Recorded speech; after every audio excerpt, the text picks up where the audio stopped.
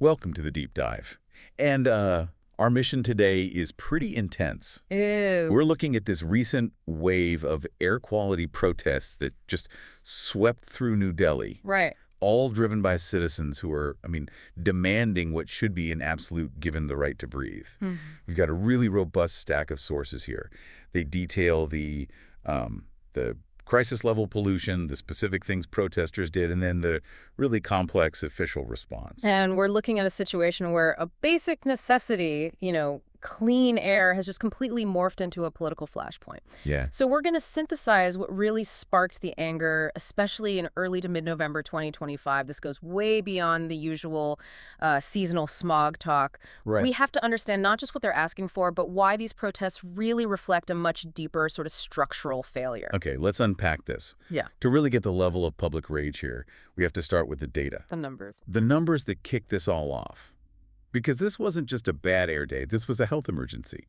What were the specific metrics that, crossed the line? The numbers are, they're absolutely chilling. The air quality in the capital just plunged deep into the very poor, and a lot of the time severe range. And severe means what exactly? Well, our sources highlight that in the worst phase, out of 39 monitoring stations across the capital, 20 of them recorded an air quality index, an AQI, above 400. 400. So anyone listening who doesn't deal with AQI daily, that's not just, but that's hazardous for everyone. Exactly. When you hit 400, it means exposure for just a few hours can cause serious, serious health issues. And this toxic cocktail of air, it's a convergence of factors, right? It is. It's stuff Delhi faces every year, but it seems to be getting worse.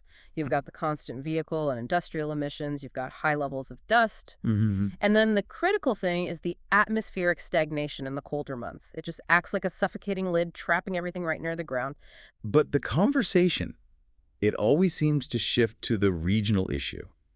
The infamous farm stubble burning in the states around Delhi. It does. How much did the sources say that specific factor played into this crisis? The sources confirm it's still a huge contributor, but what's really fascinating is the political side of it. How so? Well, the central government can regulate city emissions, but controlling agricultural practices in other states, that's different. Right. The farmers there face huge economic pressure. They lack alternatives for clearing their fields, and that creates this really complicated interstate failure.